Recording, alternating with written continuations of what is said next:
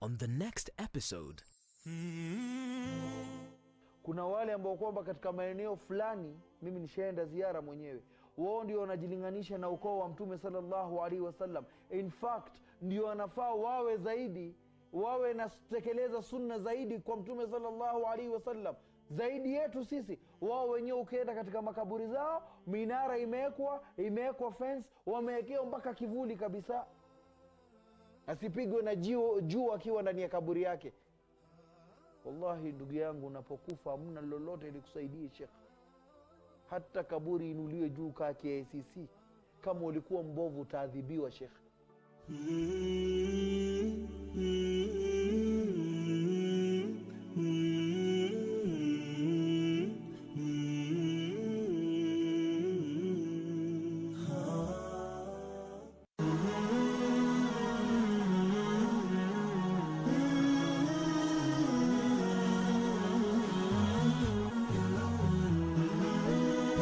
Horizon TV, the beacon for the nation.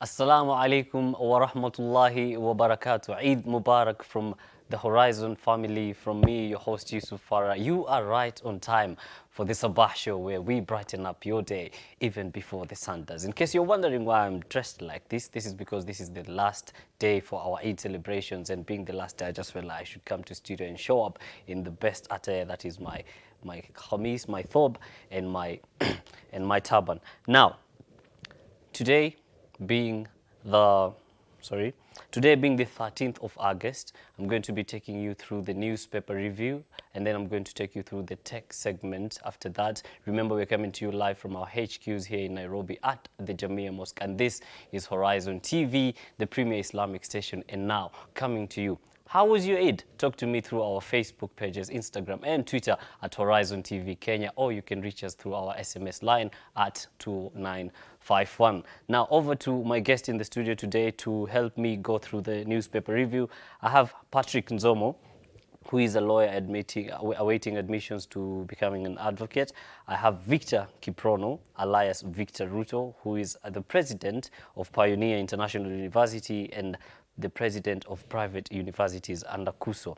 And I have Yvonne Ndichu, Secretary General, KUSO. Good morning, guys. Welcome. Thank you. Well, without further ado, let's get right into it. And we will start with the Daily Nation. And the headline reads, counties grind to halt, staff go without July pay. Monumental crisis looms as workers down tools starting today. Let's start with you, Victor. We are saying July pay is not here. Workers are saying they will go on strike. Where could the problem be? I think the problem with our county government per se is corruption. Because if from 2013 to 2017, we had not, these issues were not there. But now we are having these issues. What could be the change? What could be the problem?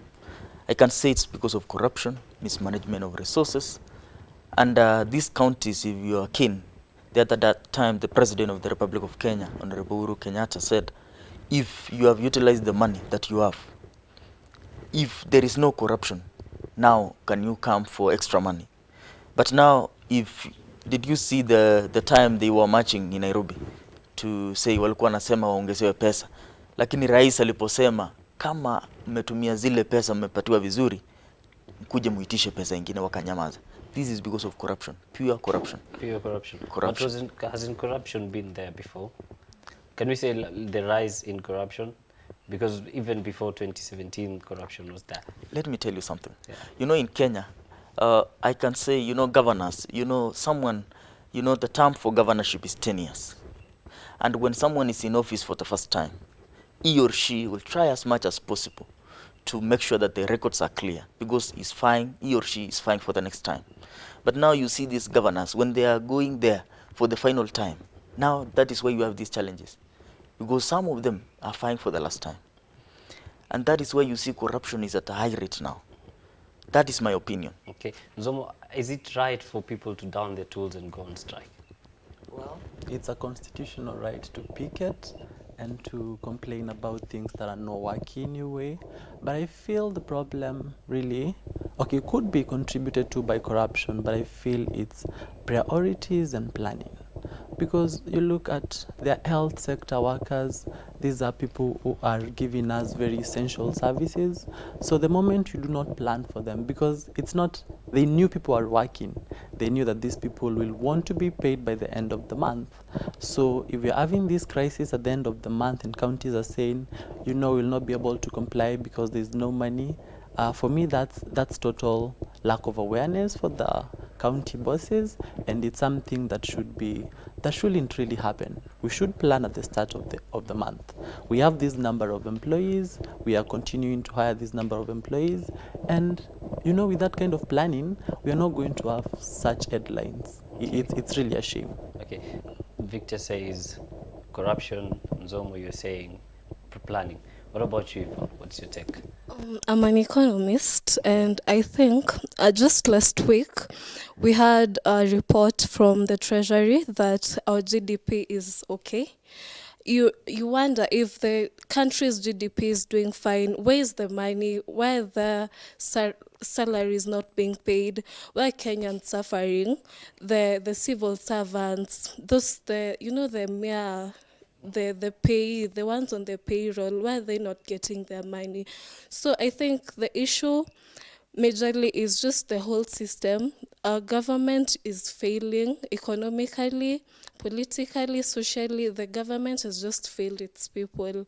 So it's not, I don't think corruption has been there. Kibaki's time, there was still corruption, but you know, Kibaki was an economist. He was at least able to manage. The strikes were not as much as they are right now. We're going to see, I believe there are going to be more strikes. They've just started. By the time we're getting to 2022, it's going to get worse. Yeah, so our economy is pretty bad. It has been mismanaged. The funds have been misappropriated and mismanaged. People are just looting in government. So it's just a die or die situation. And what would you suggest be put as a corrective measure? Okay, for now, we already are in debts. Our debt is at over 5 trillion, so we can't take more debts to begin with. So even if the corrupt guys are arrested and the money taken back, I don't think it's still going to be a solution. So what we can do is, maybe we can't say retrenchment, because that will still be putting some guys to suffer. So I think the only solution right now can be, we need to get back to our financial books, our statements, and try to balance them back economically and see if funds can get back to the people they deserve to get to. Yeah, the payrolls. Okay, Patrick, Yeah. possible solutions? Let's plan. Let's plan. Let's foresee things, because we can't just be hit by things right, left, center, things that we did not anticipate. You know, these are things we can't anticipate, because it's, you work in here, you expect a salary at the end of the month. What about when Horizon management comes and says, hey, you know what, guy, there's no salary for you this month? Poor planning. Let's plan. You have this budget allocation, plan on that, know that it's going to cater for this service, this other service, and if that's not enough, let counties raise money. Okay. But I believe every constitution, every organization always has a plan, which is a budget at the end of a financial year to the beginning of the next financial year. That's an accountant's job, to have the budgeted money. So where does the money go to? That is the question. That's the problem. On that note, let's move now to the standard, and I'll come right to you, Victor. Drugs, fake money, and wanted tycoon. Police raid businessman Ali Punjabi's Nyali palatial home a day after tough talking interior CS promised action against drug lords and criminal gangs. I mean, are we seeing a rise in drugs and drug cartels in our country? Yeah, sure. And I think the CS, Fred Matiang'i, was correct when he said that he will begin to make sure that drugs, mostly in Mombasa County, to say, if I'm not wrong, in Mombasa County we have been experiencing a lot of drug abuse. And that is why you see the flag against drug abuse have started in Mombasa. So I think this is a correct way to go, because if you see now most youths are succumbing to drug abuse, which is not correct.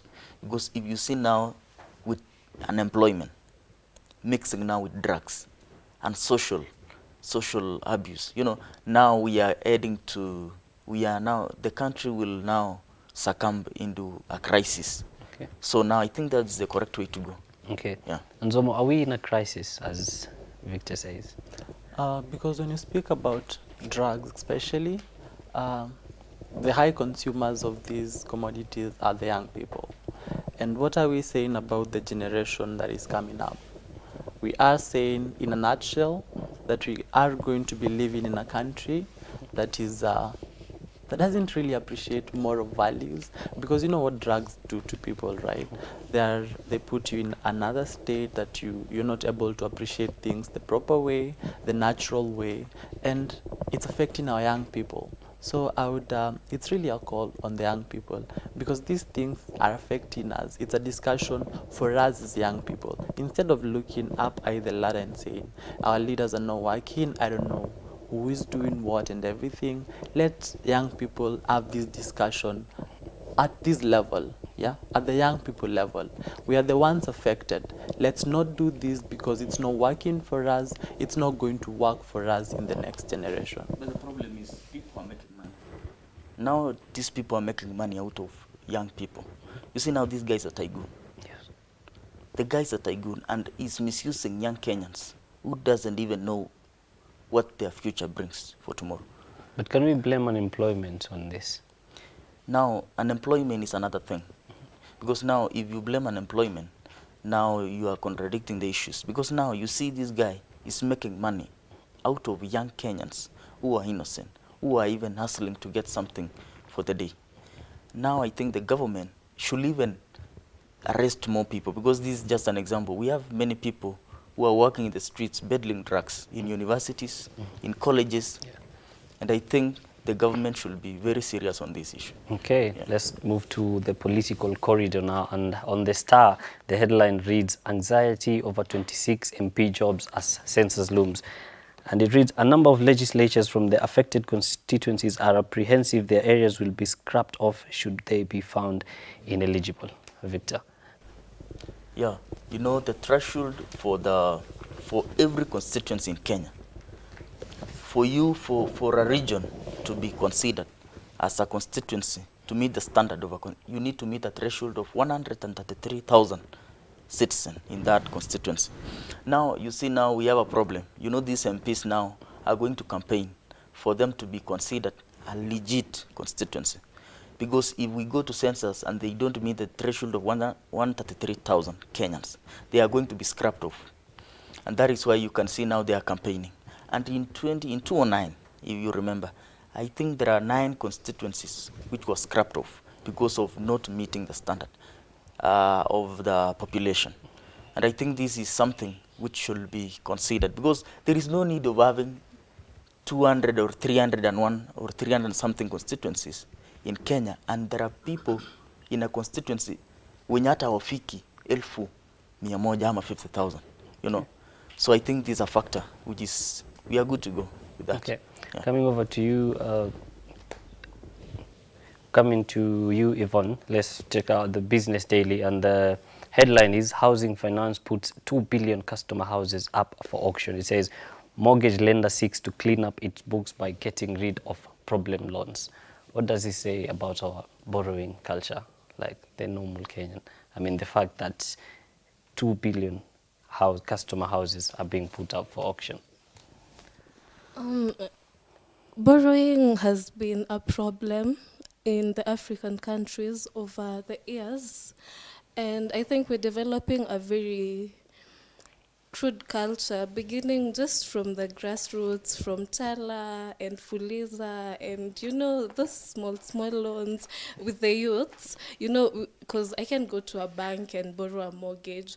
So for the employed sector, I feel like our economy is just a bit tough for us. You cannot be able to manage your bills well starting from rent or even buying a house. The economy does not sustain that for us. So we are forced into mortgages, and those are like, a mortgage is like a long lifetime death loan up to when you're going to even get to your death. So it's very worrying for a country like Kenya, whose economy is supposed to be one of the best in East Africa, for us to have such high 2 billion. 2 billion is such a big number of houses being mortgaged, being auctioned due to failure of paying of mortgages. So I think we just need to change our borrowing culture. We need to look more into savings and investments, into increasing our assets and reducing our liabilities. Because the more you borrow, the more our economy is going down. Our country is going to, it starts from the top, where the government is borrowing trillions. Each and every Kenyan is debted with 100,000 shillings as of now. Even an unborn child, akona deni ya 100,000. So the borrowing culture, I think the central bank should control these other banks to reduce the lending rates, because they're becoming too high. You have mortgage, your job is not stable, the next year you're unemployed, you're not able to pay, and you're going to a long life debt. Okay, on that note, we were going to take a quick short break here on the Sabah Show, but when we come back, get this, waliwapisha Raila Wajuta. Stay tuned for that. This is the Sabah Show.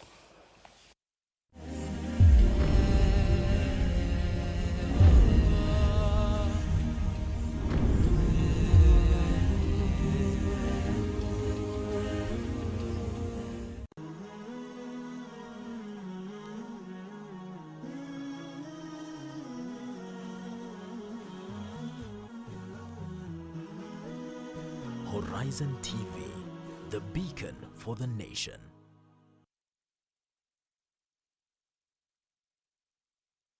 Angalia Uislamu ulipoanza ulianzaje?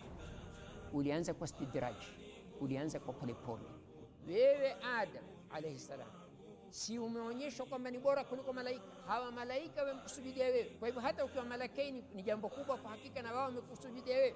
Mwenyezi Mungu Subhanahu wa Ta'ala anasema, wala talbisul haqqa, musichanganye haki au kweli bilbatili, na uongo. Katika tembo kuna dhambi nyingi na faida kidogo. Ukiwa wewe unasoma Qur'ani, ni uzuri utizame katika msahafu, ufikirie yale unayoyasoma.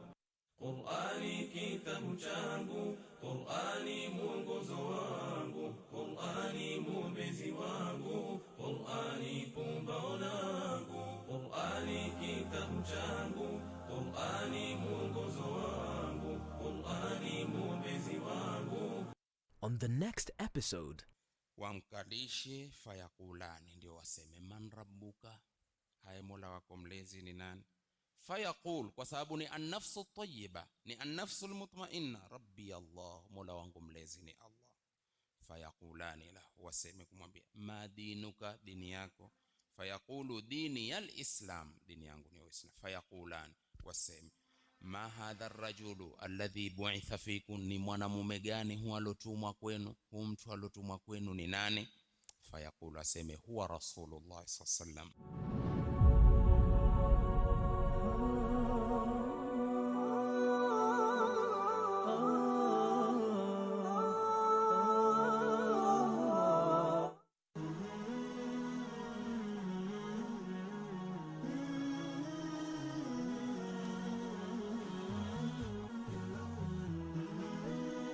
Horizon TV, the beacon for the nation.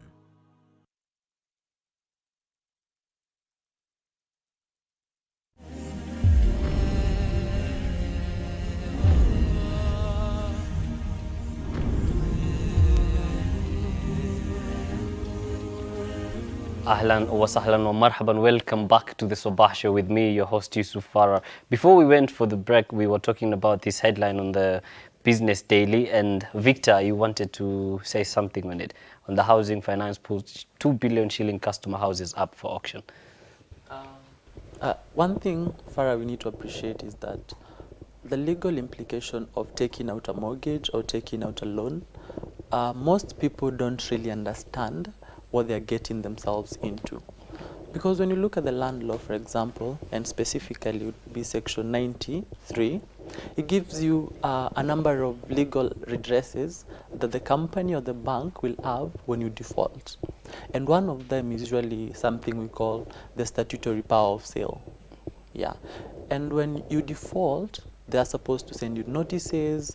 There's a 90-day notice, and then a 40-day notice. And all these notices, once they've been sent to you, then your house is put up on an auction. Yeah. And you end up losing it because you didn't know what you were really getting yourself into. So just as an advice, before you get yourself into any loan setup, just try and think through it. Yeah, the legal implications, the economic implications, and of course the social implications once your house is auctioned. Okay. Yeah. Now on that note, let's move to Taifa Leo, and this headline reads, walioapisha Raila wajuta. Wandani wa kiongozi wa chama cha ODM Bwana Raila Odinga, ambao walikuwa katika mstari wa mbele kumwapisha kuwa rais wa wananchi baada ya uchaguzi mkuu, sasa wanajuta kwa hatua yao. Bwana Odinga alikula kiapo hicho Januari mwaka 2018 kukiwa na taharuki kuu nchini baada ya muungano wake wa NASA kususia uchaguzi wa marudio na kupelekea Rais Uhuru Kenyatta kuibuka ushindi. Now, the headline reads, walioapisha Raila wajuta. Is this like a political game or what is happening? Politics. Because one, if you are telling us, well, you apisha Raila ujuta, and the real man is free walking. You know, in Kenya is the only country where you target someone minor. Kenya, people measure on the minor and not the major. Because now, if you target now, well, you apisha Raila, you know, we have the Miguna Square, struggling wherever he is. We have people like this MP who did the thing. And we have the main man, Raila, who is really enjoying. He's not even in opposition, but he's enjoying with Uhuru Kenyatta in the government. But now the people, the minor people, and now, wale wanaojuta. I think this is politics. Okay. And let Kenyans be warned that whenever you are going into a political game with someone above you, you need to be very cautious, because someone can use you. At the end of the day, he or she will dump you. Because we have seen cases like this, where you go into a game, someone fixes you, and then you end up suffering. Okay. And this is now kiboko kwa wale hawajui venye siasa za Kenya zinafanywa. Yvonne, are you of the same opinion that Raila is enjoying while others are being punished? Well, he might be enjoying for now, but we do not know his fate in the coming election, because politics is still politics. You know, for me, I think the president might be using him too. You know, it's still politics. So we just have to wait and see. Because as of now, it's like BBI is against, all of it is a formation against Ruto, but tables might turn. So the likes of Miguna are regretting, kwa sababu for him he was he was deported to Canada. The likes of Orengo, they're nowhere on the scene. But for Raila's fate, he has lost a lot of times and he might lose again, but we don't know. It's a bit early, still early to predict. Okay, let's move now to the People Daily. And President power to hire PSS curbed. And it says Public Service Commission proposal to Parliament to ensure process of recruiting chief accounting officers in ministries is transparent and should encourage professionalism. Is this the way to go, Nzomo? I feel these are, these are appointive positions. They are not elective positions. And there's always a need to draw a distinction between the two. Elective positions, we go to the electorates and ask them, we are going to do X, Y, Z, please elect us. But appointive positions, there comes a problem, because we keep appointing people to reward them politically because they supported you to come to where you are. So I feel it's a good check, yeah, because we have a chapter 6 in our constitution that with time it's going to be dead. If we continue the way we're proceeding, it's going to be dead, because leadership and integrity, that's a chapter that is, you know what, dying. Yeah, but when we have a clear check where our elected members of parliament are able to check and vet these people, then we'll be able to know who is the best position, you know, because we believe in our leaders, let me say, because we elected them. Yeah, they came to us, we elected them, and then now they are going to check the appointees of their fellow people who have been elected. So I feel it's a good way to go. You know, on that point, I don't concur with these issues, because I think it was wise when CSS were appointed from member of parliaments. There comes a time where this appointing position will be a crisis in Kenya, because you go and appoint someone from nowhere to become a CS. He or she will take up that position not knowing the real issues on the ground, ile ya mwananchi. But during the past times, you can see that CSS walikuwa wanaappointiwa from member of parliament. That person who has been elected anajua shida za wananchi, anakuja anakuwa CS. During the time of Kibaki, during the time of Moi, you could see that a CS ni mtu anawajibika. Saa hizi unapata CS anaenda anatolewa anywhere in this country. You hear tomorrow morning, you hear a name, someone is CS. The guy could come to office, act in a way which is not pleasing, because he or she doesn't even feel the impact of the real mwananchi on ground. Okay. I don't concur with either of them. I think the CSs should be appointed by what is it called, body iko kando, like an independent professional HR body. Like you say, the HR department is used to recruit people. So I think it should not be an MP's thing. MPs are also elected and they're affiliated to certain political parties. So when they come to appoint, they'll still consider huyu ni mtu wetu wa this party, and there'll still be that preference. So I think it should be a very independent body, like the way there's the judiciary as an independent body that should be appointing the CSs, will be professional people in the areas appointed to. Okay, let's move on to now in-depth stories, and we'll start with the Daily Nation, page 10. And this, I'm going to come to you, Nzomo, being a lawyer. Lack of privacy in police station hurts rapes home violence victim. Now it says, the police are responsible for enforcing the law, ensuring there is public order and that citizens are safe. But that's not the reality. How safe are people in our Kenyan police stations, Nzomo? Thank you for that. You look at Article 31 of our Constitution. It gives every citizen the right to privacy. And what the right to privacy entails is that you are respected as a person, your communication, and everything that does not involve the public is not made public. When you go to our police stations, and you spoke about rape, right? Rape cases. You understand sexual offenses are in their nature very personal. Like when a crime of rape has been committed and you go to the police station, you know, the thing is, are our police stations receptive enough? Yeah. Are our police stations receptive enough? Do we, if a lady, for example, has been raped, do they have confidence to go and report there? And I would say, to some extent, yes, because just last week, we have seen 2 perpetrators of rape being convicted for rape, and their sentencing is on 16th. So I would say that if that has worked, then people should not shy away from coming out and, you know what, reporting these crimes, because they are crimes like any other. So, but we need to work on it. We need to work on the privacy settings in our police stations, but we are somewhere. We cannot say that we are completely lost it. Okay, now I'm going to come to you, Yvonne, and this is something to do with economics. Page 26 of the Daily Nation, agency rules out further maize imports, citing steady supply. Do we have a steady supply of maize in our country, in your opinion, Yvonne?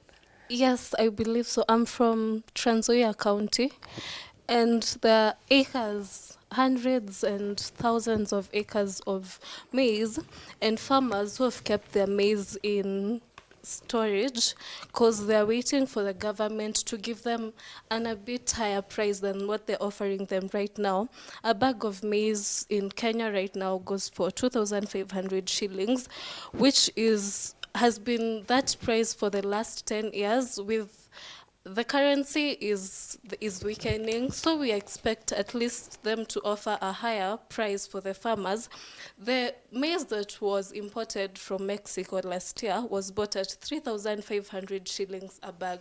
So why wouldn't they offer the same price to farmers, and the farmers are going to willingly release their maize? So for me, even if I was a farmer, I'd also keep my maize and wait for the government to offer me a higher price. So yes, there's a steady supply of maize. Our farmers are very hardworking. They have their maize in store, and the government should give them a bit higher price for them to release it. What about the fact that we're importing maize from Tanzania? I don't believe the maize is coming from Tanzania. I think it's a hoax, just like the Mexico one. But if it's being imported, it's because they're receiving it at a cheaper price than what they would have offered to some of our farmers. And Tanzania has a weaker economy, so our currency is better off to them. So they'd definitely give us thousands of bags at a cheaper price. Okay, now, On that point, Yeah. about maize, you know, I come from the region where we produce maize. I come from Western Kishu. And I think the government or the Ministry of Agriculture under the leadership of Kiunjuri should consider farmers. Because we are living in a country where we have maize in plenty. There is no point of importing maize from Mexico or Tanzania. We should consider and take maize from farmers. Because if you come from a region where farmers depend on maize to educate their children, to ensure that they live a life where it is pleasing, and then you come in, last year we sell maize at 1,500, a local farmer. Lakini saizi you are government importing maize at 3,500. This is pure business. And I want to tell you this for free. This is pure business, and we need to avoid this issue because farmers are really on a crisis. That's my take. okay, still on you, Victor. Now, in the standard, page 18, it says, tribe is a key factor in how youth vote. Should tribe be a key factor in how you vote? To be sincere, tribe should not be a key factor, but in Kenya, to be sincere, that's my opinion. This is my opinion now. Tribe has been a key factor on not even youths, everybody in Kenya. Because I think even in Kenya, people vote in accordance to tribal lines. Because if I come from, let's say, Turkana, or let's say Baringo or Eldoret or wherever in this country, you can see that a member of parliament who will be elected in that region is a member of parliament who comes from that tribe. You cannot come from Muranga and expect another tribe to win in that region. That means people vote in accordance to tribal lines, and that's why you see it's capturing youths. I think it's because of, now politicians are using money to look for votes from people, and youths are the major population. We have number of, in a society, when you win youths, you can win the election, and they are using money to make sure that these people vote and in accordance to tribal lines. Because one, it's only in Kenya where people do campaigns on tribal issues. People perpetrate or make sure that they consider their people, and it's a problem in Kenya. Because if you come to a region like Nairobi, where it's a metropolitan region, where we have all tribes in Kenya, it becomes a problem, and you see people are using money to make sure that they garner votes. Yes. So, in my opinion, I can say that politicians are using youths in tribal lines to garner votes, and that should not be the issue. Okay, Victor says politicians are using money to garner votes from the youth. On that note, we're going to take a quick short break, but when we get back, get this. 11 tribes have no registered teacher, says reports by TSC. Stay tuned for that. We are still on the Sabah Show.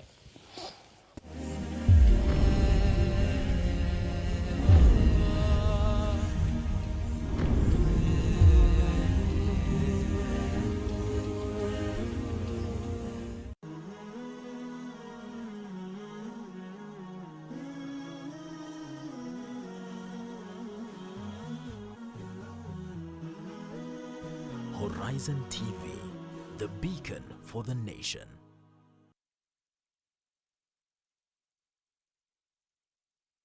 Lengo la kuwazungumzia wale ambao Allah subhanahu wa ta'ala amewachagua kuwaongoza walimwengu ni ili sisi pia tufaidike kwa mazingatio na masomo. Je, idadi ya manabii wa Allah ni ngapi? Miongoni mwa hao manabii 315 peke yake ndio ambao walikuwa ni mitume. Allah subhanahu wa ta'ala ametaja manabii na mitume 25 kwa nini? Peace be upon them.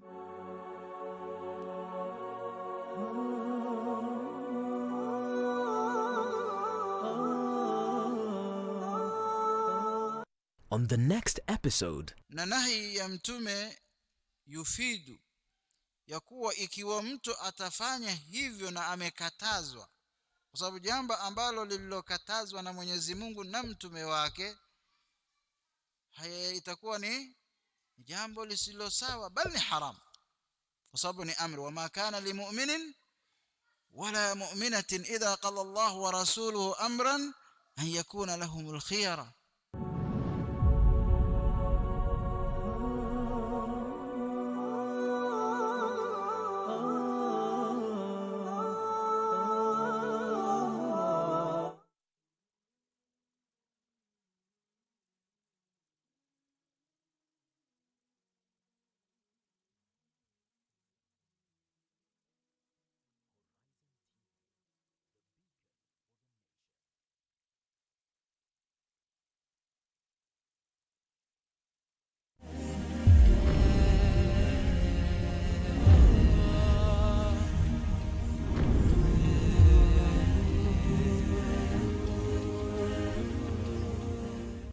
Welcome back to the Sabah Show. We are in the final segment of the newspaper review with this very brainiac gentleman and the lady, of course. And before we went on the break, we mentioned this story. 11 tribes have no registered teacher, says report by TSC. I mean, Victor, what does he say about the representation of the Kenyan communities? I think according to the constitution, and the lawyer is here to confirm this, we should have representation. And I think it's a sad thing when we have more than even 5 tribes not represented in Kenya.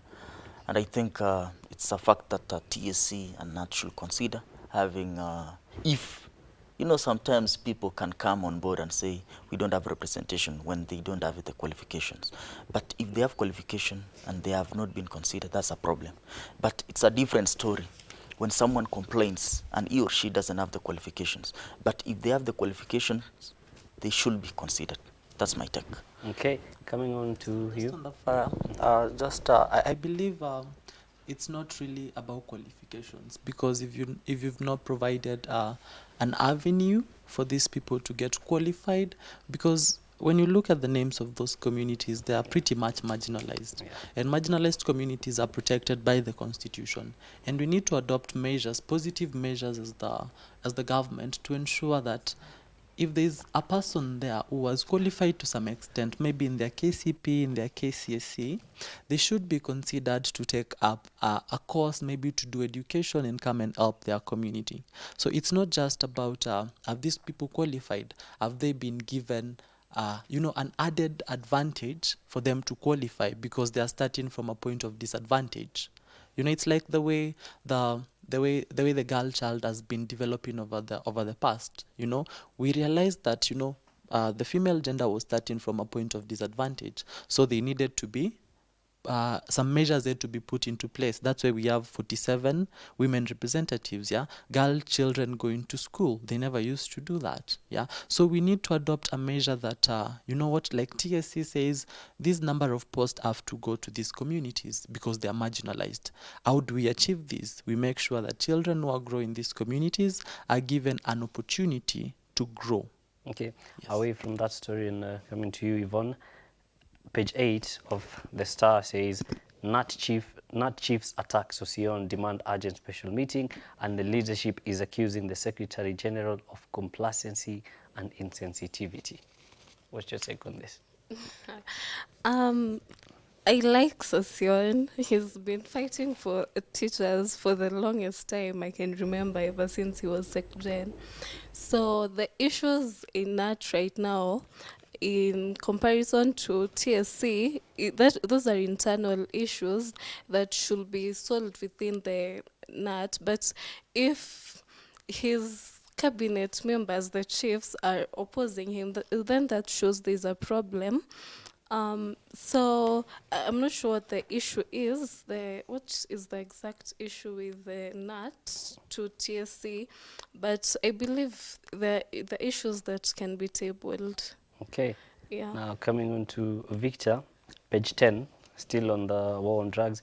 Muslim leaders called for enhanced war on drugs crime at the coast, and Interior CS Fred Matiang'i on Sunday promised results on the war on drugs, says Kenyans are tired of many threats and empty promises, and it is getting worse.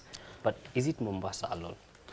Absolutely no. It's not Mombasa alone. I think the country is starting from those extreme areas. I think it's Mombasa because it's an extreme point, but it's not Mombasa alone. Even here in Nairobi, we have people who are peddling drugs. But I think the government is targeting the main goons who are peddling drugs in this country. Because one, if you manage to switch off the sources, now you can have the control. That is, I think Mombasa is the control point, because it's the area where from history, you can see that Mombasa has been an area where drugs is getting into, like heroin, is getting into the country through Mombasa. So I think Mombasa is an area where the government needs to put a lot of effort, a lot of energy to control. Once we control Mombasa, we can able to control other counties, Nairobi and wherever. So I think the government should even put more force to make sure that zero drug abuse in Kenya is realized. Okay, and let's not forget that drugs are haram in Islam. I mean, anything that changes your normal state as a human being is considered haram in Islam. Now, let's move on to Taifa Leo, page 7, and it says, maiti za waliokufa kufanyiwa Tanzania kufanyiwa uchunguzi wa DNA. This is the Morogoro incident where people were going to siphon oil from the tanker that fell down. And just yesterday, we saw on the Nakuru-Naivasha highway, a tanker also had an accident on the highway, and Kenyans were running towards it. I mean, is it that we don't learn from the lessons of something that's happened recently in Kenya and just 2 days ago in Tanzania? Nzomo? I believe we should learn first. We should learn that, you know what, oil is dangerous. You know, when those tankers are moving, we shouldn't just be thinking about, you know, siphoning oil and all that, because there is a station that played instances in Africa where people have lost their lives, and you know that those numbers are crazy. Those numbers are very disappointing, because the problem is it we don't learn, or we have other problems. But also we need to check, why are people doing this? You know, we are very quick to address the issue that you know, people went to siphon oil, they died. They shouldn't do that. But why are they doing that? You know, it's we shouldn't stop the conversation at the why, you know, you doing this wrong part. Why are we doing it? Yeah, are they unemployed? You know, do they want to get money? Do they want to, you know, there are people who want to feed their families genuinely. Yeah, because if the government is not, you know, taking care of these social problems, we will not be able to come from these barbaric ways of doing things. Siphoning oil is a very risky method, but someone relies on that to feed their family, you see. So when they see a tanker falling, they're gonna run. So let's address issues that are causing our people to run, to siphon oil. No, when you say there are families who are relying on oil, I think it's not right, because it happens only once, maybe once in a year or twice in a year. I think this is to do with moral values, moral standing. We need to teach our people. You know, if a tanker, you go and you want to save on oil, this takes much of moral understanding. We need to teach our people about the importance of and the dangers of oil. But I don't think you can teach helpless people morals. People people who are hungry. If I slept hungry last night and I see a tanker over there, you need jackpot. I'll just see money and I'm going to go. I won't even think about the moral part of it. I'll think about the monetary part of it. So now, do you want the government to employ these people so that they cannot sieve on oil? They definitely don't even have the employment. Sure. To employ So I think them. these people even don't meet the criteria of being employed. These people are people who are in the local. You see, in Tanzania, these people were border guys.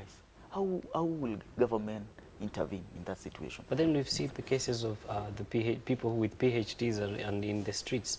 I mean, it's a matter of saying maybe there are no opportunities. That's why people are doing this. In the case of where she's saying they're helpless, but saying that they haven't met the criteria, and if someone has a PhD, doesn't that qualify them for employment? You know, I think we need to stick on the point of people going to sieve on oil from a tanker.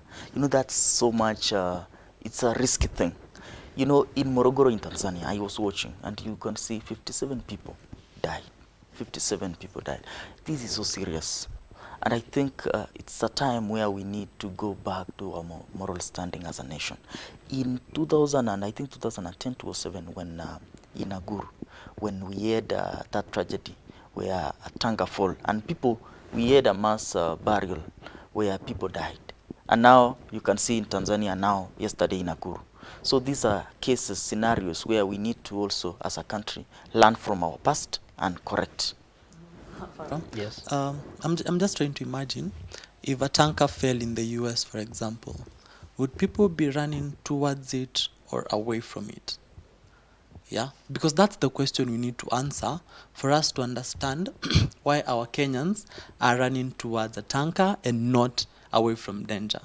Yeah, and unless we are able to address the underlying issue, we are always going to have these recurrent problems. And you know, that one life is very important. There are children who get mixed up in all that fracas and they die, you know.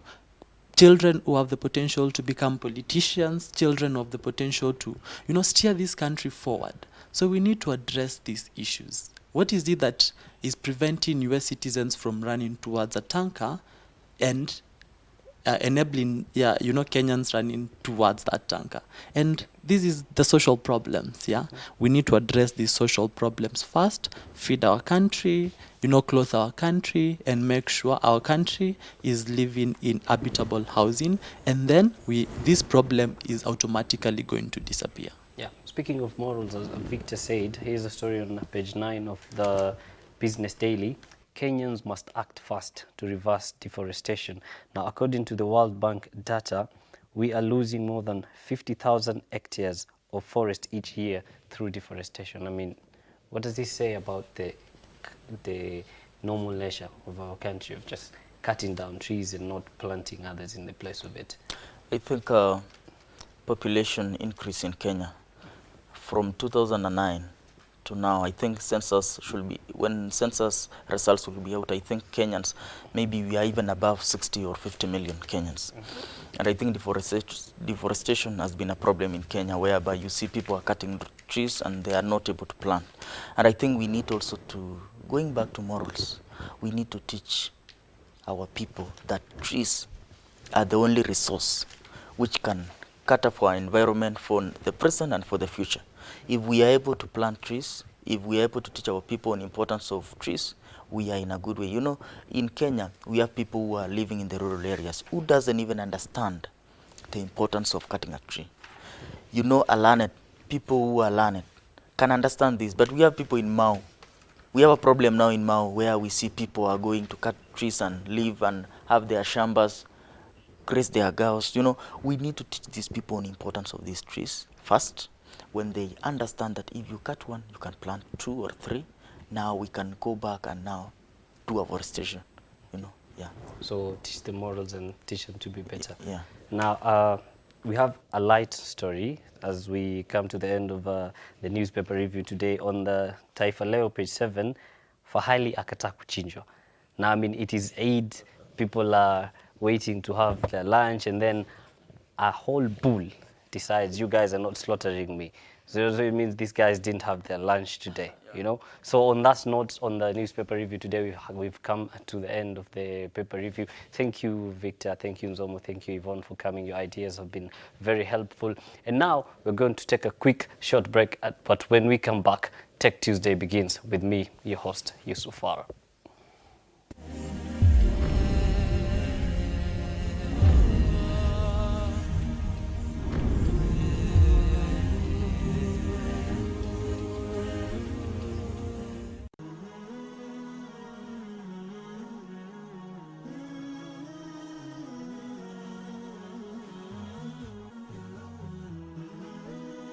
Horizon TV, the beacon for the nation.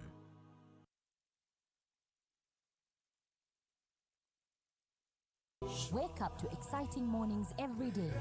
Active Jumatatu with Muhammad Obura. Tech Tuesday with Yusuf Farah. 800 million jobs will be lost to artificial intelligence. Wednesday, the special edition Business Chat with Ibtisam Jamal. All about your health on Healthy Thursday with Mariam Mwacharo. Aisha Khan with thorny pertinent issues every Friday on the round table.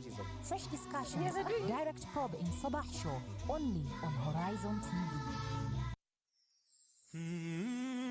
Walk with us as we tell you the stories of our society. Wengine atavaa mtandio kichwani utafikiri ni kijihandkerchief. Enzi za wakati wa kusema ati alisema akasisitiza akihutubia wanahabari, enzi hizo hazipo tena. Kuchimbua na kunakili matukio kwa undani. We want to create current awareness ranging from adventure, human interest and inspirational stories, ili kuweza kukuelimisha, kukuburudisha na kukubumbuisha.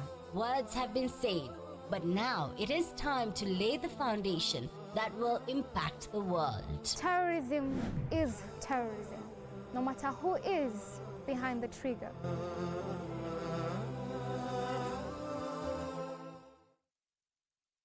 Assalamu alaikum. Who annoys you most? How do we be around annoying people that we have to be? This is a really important question for me.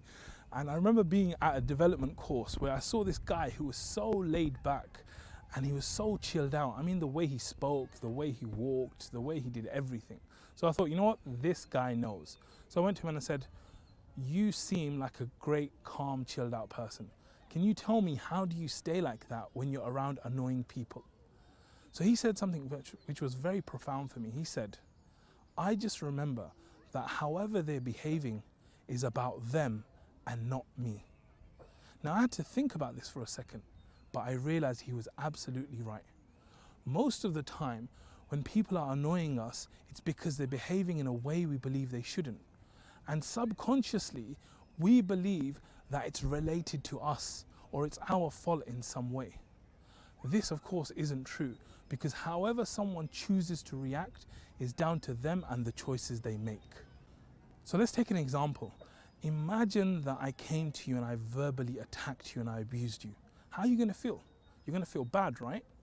What if a few minutes later I come back to you and I say, listen, everything I just said to you, it's all about me. It's got nothing to do with you. It's because of the stuff that's going on in my life right now. How do you feel? Better, right? You feel better even though I didn't apologize. Why? Because I've told you that it's not your fault. So the way to be around annoying people is to remember that their behavior has nothing to do with you. Now, one last question before I go. If you think I'm annoying, who is that about? You, right? So the real question is, who is the annoying person? Jazakallah khair for watching. Assalamu alaikum.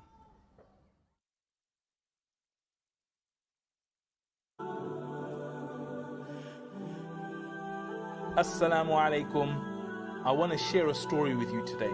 It's about a man who was talking so passionately and deeply to a group of men that people who were passing by were looking at him and wondering what he was doing. So one of them stopped and said, "What are you doing?" The man said, "I'm trying to get people to befriend Allah." "How's it going?" they asked. He said, "Allah is willing, but they're not willing." After some time, they saw the same man in a graveyard. Again, they asked him, "What are you doing?" He said, "I'm still trying to make the people befriend Allah." How's it going, they asked. He said, now the people are willing, but Allah is not willing. This story is a great example about how important it is for us to seek forgiveness from Allah. Because right now, Allah is waiting for you and me to ask Him for forgiveness. And there are 900,000 people who were alive this time yesterday, but died and don't have that opportunity. And they would give their whole life and wealth and everything they own to come back to the situation you're in right now, just to ask Allah to forgive you. So for that reason, today I want to focus on forgiveness. You know, the difference between a good person and a bad person isn't that they don't commit sins. The good person is the one that as soon as he commits a sin, he runs back to Allah because he realizes there's nowhere else to go. I've done this wrong, I've done this sin. The only hope is that I go back to Allah and Allah will forgive me. And the guarantee is Allah will forgive us. So we need to build this habit of going back to Allah and asking Him to forgive us. Whereas in the case of the person that's bad, he will commit sin, and he will commit sin, and he will commit sin, and he'll just go through his life and he'll carry all those sins until he gets in front of Allah. So for us, we need to build this habit of asking Allah to forgive us. And the way we can do that is actually just by thinking about the things that we've done wrong, thinking about the things that Allah wouldn't be happy about, thinking about the things that we're doing right now, and then speaking to Allah directly in our hearts and saying, oh Allah, I did this thing, it was wrong, forgive me. And if you do that, Allah will forgive you, no doubt. Allah will forgive you. So we need to build this habit. And the great thing about this is that no one needs to know you're doing it. But the truth is, when we do something bad, we know the guilt we feel. We know it's wrong. So rather than just holding that feeling, go back to Allah and ask Allah to forgive you. And this is the month of mercy. This is the month of forgiveness. And if you do that now, I promise you Allah will forgive you as long as you're sincere, inshallah. Jazakallah khair for listening.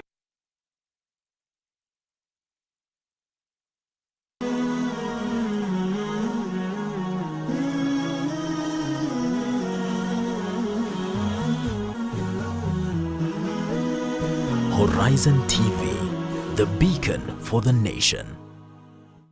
Angalia Uislamu ulipoanza ulianzaje? Ulianza kwa istidraj, ulianza kwa polepole. Wewe Adam alayhi salam, si umeonyeshwa kwamba ni bora kuliko malaika? Hawa malaika wamekusujudia wewe. Kwa hivyo hata ukiwa malakaini ni jambo kubwa kwa hakika, na wao wamekusujudia wewe. Mwenyezi Mungu Subhanahu wa Ta'ala anasema, wala talbisul haqqa, musichanganye haki au kweli bilbatili, na uongo. Katika tembo kuna dhambi nyingi na faida kidogo. Ukiwa unasoma Qur'ani, ni uzuri utizame katika msahafu, ufikirie yale unayoyasoma. Qur'ani kitabu changu, Qur'ani mwongozo wangu, Qur'ani mwombezi wangu, Qur'ani pumbao langu. Qur'ani kitabu changu, Qur'ani mwongozo wangu, Qur'ani mwombezi wangu. Kiumbe dhaifu lakini jasiri, alitunukiwa sura nzima, sura inayompa daraja yake inavyostahiki. Sharti ajigambe. Naam, na pepo ipo chini ya nyayo zake. Mpamba nyumba na nyoyo za wapendwa wake. anayebeba majukumu yake pasina kupinga. Mtazamaji, je, unamfahamu anayezungumziwa?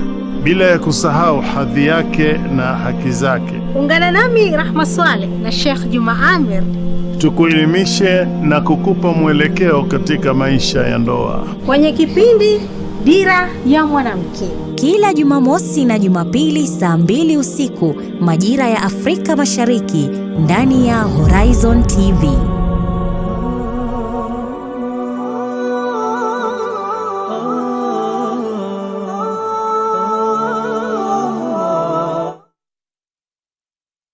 On the next episode.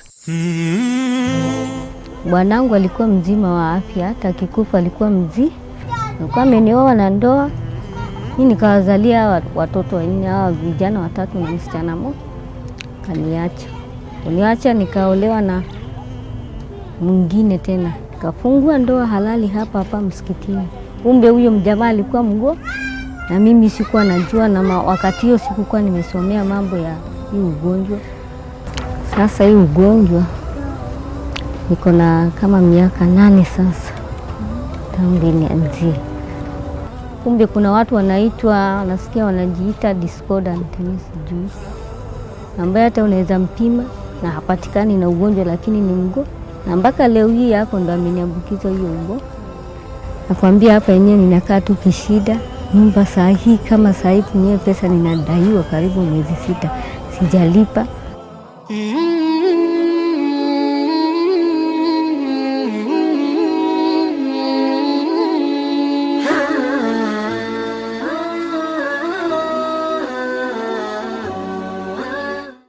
Jambo very simple la mwezi, kila mtu ana lake.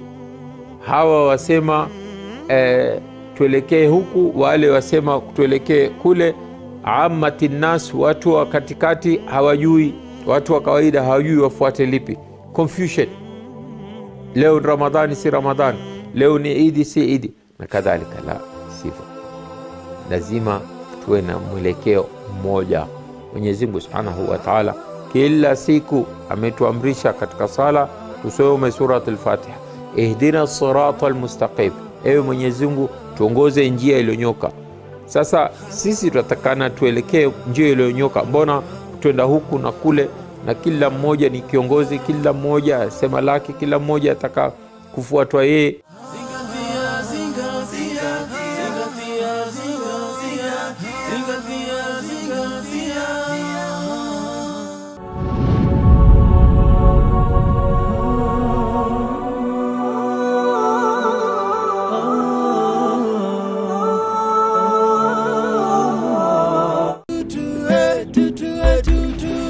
Assalamu alaikum warahmatullahi wabarakatuh. We are now at the Arena 1. Luigi, just stand there. And over here we have player of the day. I'm back to beat Hamza's team. Is it diamond? I chose Surah Al-Mutaffifin. I don't know the names, but Nabi Isa said, I am a slave of Allah. Is it Prophet Luqman? 1 point for this team. Welcome to Active Sunday. Things which will happen at the last day, which is very shocking. Wailun lil mutaffifin. That's not fair because I wasn't here. It's a happy, happy, happy day. Oh, what a happy day it is for us. Alafu ni pige intro hapa, alafu ni kam nikae ni introduce my guests. Chukua fursa hii kukaribisha katika kipindi chako cha kila wiki. Neno hili fiqh ni ufahamu, yani kufahamu kitu. La jirani ni lipi, la mkubwa ni lipi, la mtoto ni lipi, la usiku ni lipi, la mchana ni lipi. Hiyo ndio yaitwa fiqh. Dini hii ya Uislamu kila kitu, hatutafuti popote. Kunywa maji atakavyo Mungu. Kwa nini Mwenyezi Mungu ameharamisha nguruwe? Kwa nini Mwenyezi Mungu, mbona hujauliza Mwenyezi Mungu kwa nini amelalisha mbuzi? Mwenye kula nguruwe ni mtu kwa hana wivu. Uislamu umekuja umekamilika. Hata wadudu watafuta amani, hawataki kuudhiwa na wao pia. Wala Uislamu haukuja kuwaudhi hata wadudu, ni makosa.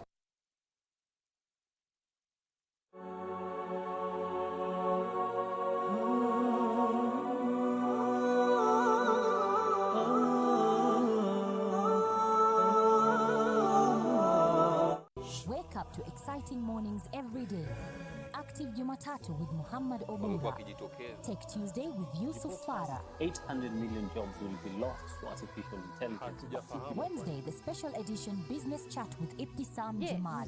All about your health on Healthy Thursday with Mariam Mwacharo. Aisha Khan with thorny pertinent issues every Friday on the round table. Fresh discussions, direct probe in Sabah Show, only on Horizon TV. Are you finding difficulty to find us on Azam decoders? Rescan your Azam decoders and find us on channel 008. Horizon TV, the beacon for the nation.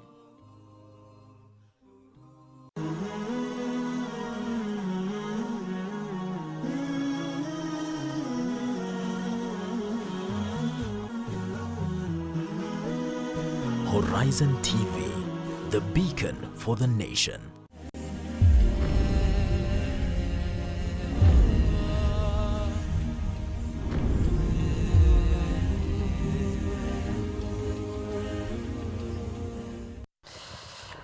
Welcome. Now it is time to talk matters technology.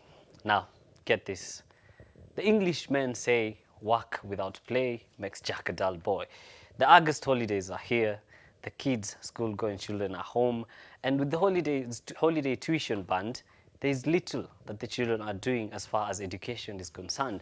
But thanks to the S.T.E.M Kenya challenge, the education now during the holiday is not only fun, but educative as well. And on Tech Tuesday today, we want to know what is this S.T.E.M Kenya and the plan as far as S.T.E.M Kenya is concerned going forward. Kindly join me in welcoming my guests in the studio today.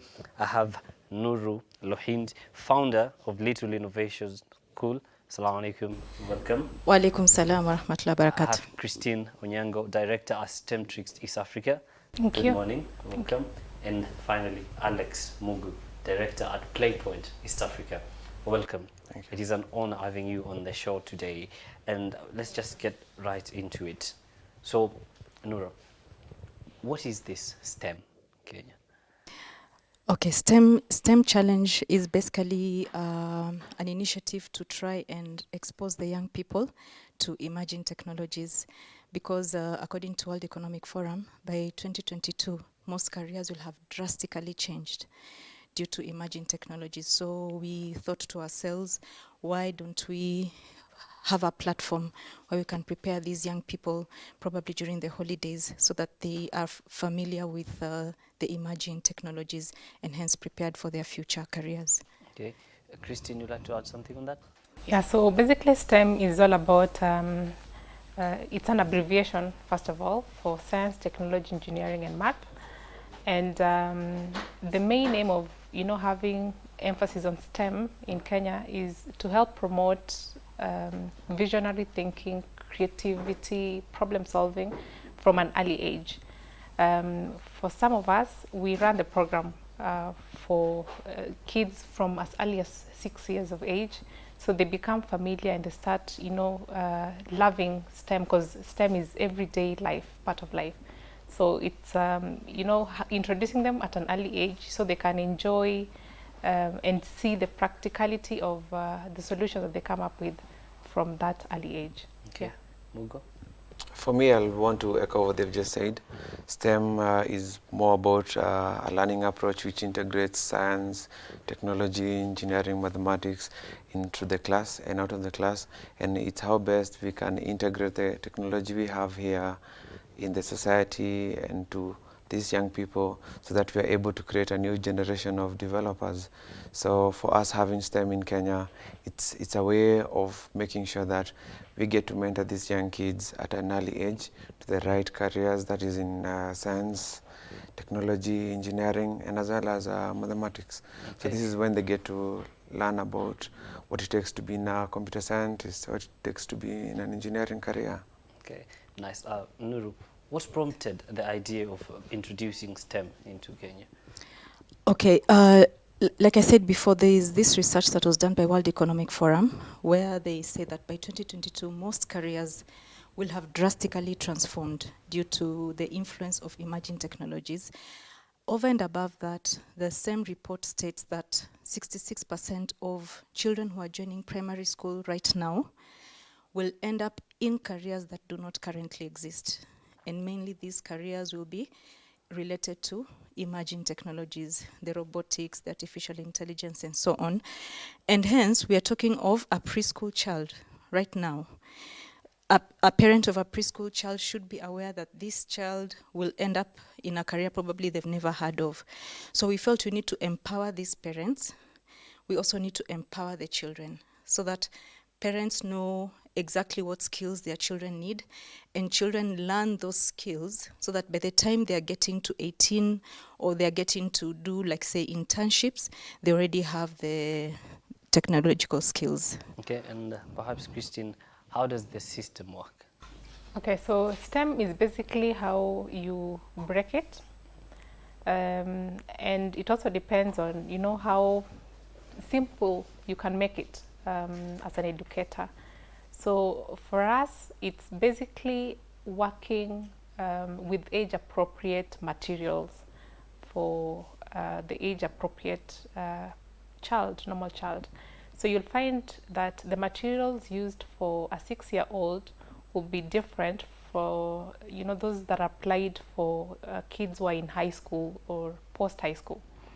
So for the early years, you're looking at things that relate to play and storytelling, because that's how kids learn best when you know, they're starting to just grow and to identify with their surrounding. So you want to be at a level where they can understand and breaking science to a level where they can easily manipulate and enjoy. It has to be something that they really enjoy, and it's how you put it out there to them. And as you advance with age, you also want to have something that will be intriguing to the mind, so something that, you know, they can relate to, not so high and not so low, so that it doesn't also create boredom. Something that you know, they can problem solve and still find it exciting. So breaking STEM depends with the age group and the materials that you use as an educator. So you have to ensure that the students that you're working with have the right group and also the right materials for them. Okay, Alex, would you like to add something on that? Yes, you know, we keep on talking about the Vision 2030 Big Four agenda, and it all relies on the backbone of scientific inquiry and scientific inventions. So as a country, are we prepared for that?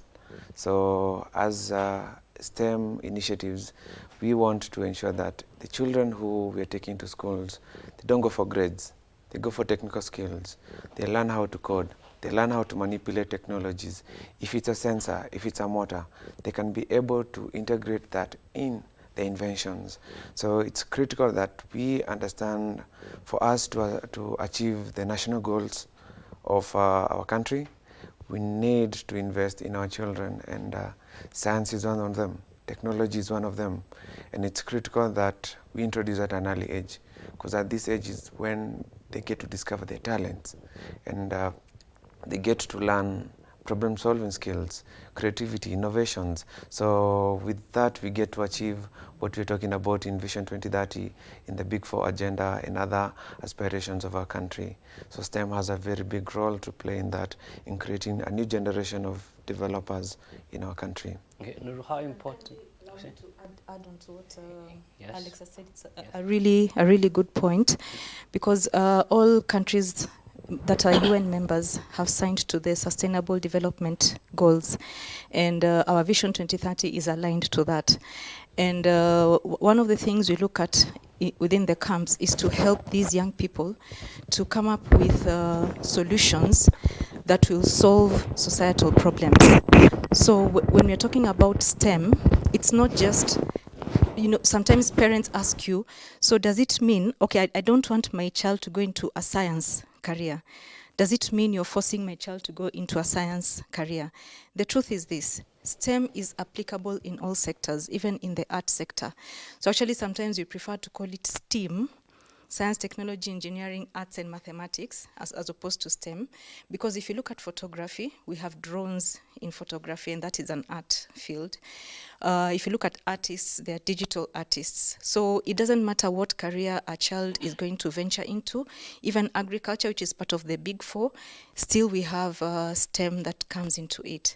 And then also the other thing in terms of how we do it is we realize these young people whom we are targeting are facing a major crisis as far as career choice is concerned. Because sometimes a child will come to the camp and you can't just start leading them into science. You really have to understand what their talent is, what their strengths, what their weaknesses are, what is their personality, and what is this personality, what kind of a career is it aligned to. So what we do is we conduct psychometric testing so that this child can be able to identify their strengths, their weaknesses, and then based on the environment they're living in, they look for opportunities that can help them leverage their strengths and reduce their weaknesses. So we do that SWOT analysis first, the personal SWOT analysis, before now venturing into the STEM activities. Okay, and Christine, perhaps how important is it to introduce this STEM or this practice to a child at an early age? Well, to begin with, STEM is everything from the way we walk to the way we talk to the way we breathe. So it is easier to engage with children at an early age than to start a program when they're older and their mind is totally switched off. I remember when we were in school, and there was this notion that physics was so difficult. Not everyone could do physics, so especially for the girls, you're doing physics, everyone will be shocked. But if you look at it keenly, physics is just the way of life. It's everything around us, from the lighting to the way the cars are driven, to the way we collect our garbage every day, disposing of it, the machines and all that.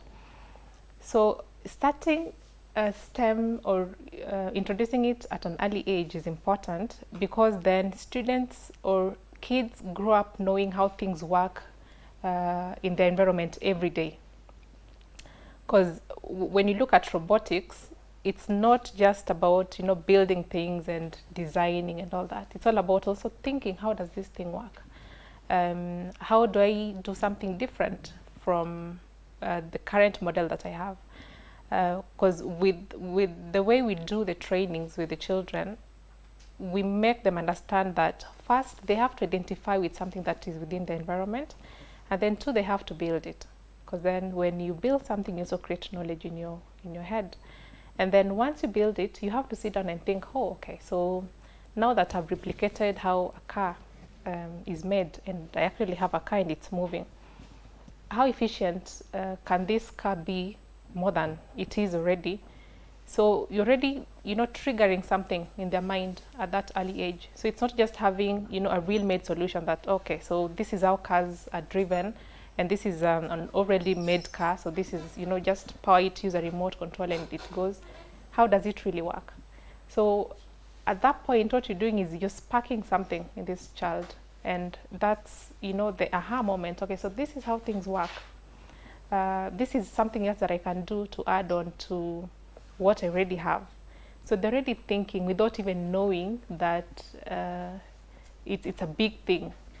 It's not like when you're in high school and someone tells you to solve a certain problem and you're thinking, okay, so how do I come up with this solution? Because you've not been geared towards that kind of thinking.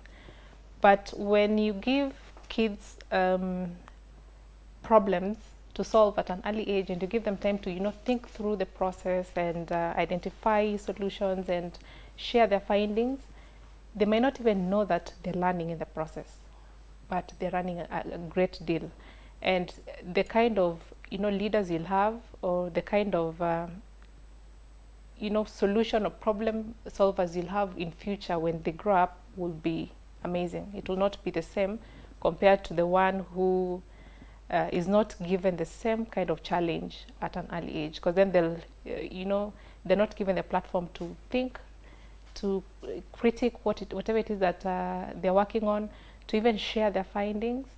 And that's what we all do. We are trying to encourage, because we are 3 different companies, but driving the STEM agenda in Kenya and as far as East Africa, trying to trigger something in this child's mind. Being creative, thinking outside the box, coming up with solutions, sitting through and thinking what else can they do with the problem that they already have at their level and beyond. So that's how powerful STEM is. Okay, yeah. So Christine says the earlier you introduce this STEM to a child, the better it is. And on that note from Christine, we're going to take a quick short break, but when we come back, we are learning more on the STEM. I'm your host, Yusufar. Don't go too far.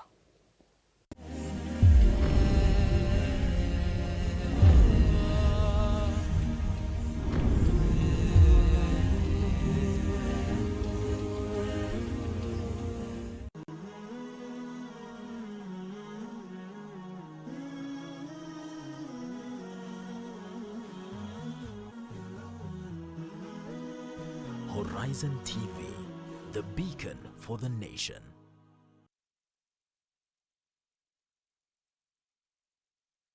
Lengo la kuwazungumzia wale ambao Allah subhanahu wa ta'ala amewachagua kuwaongoza walimwengu ni ili sisi pia tufaidike kwa mazingatio na masomo.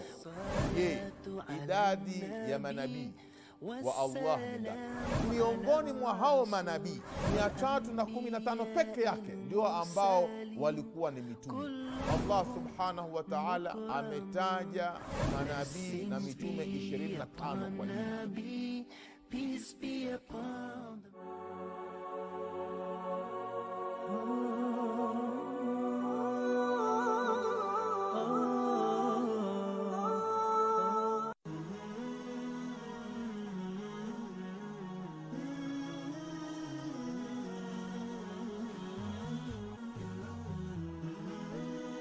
Horizon TV, the beacon for the nation.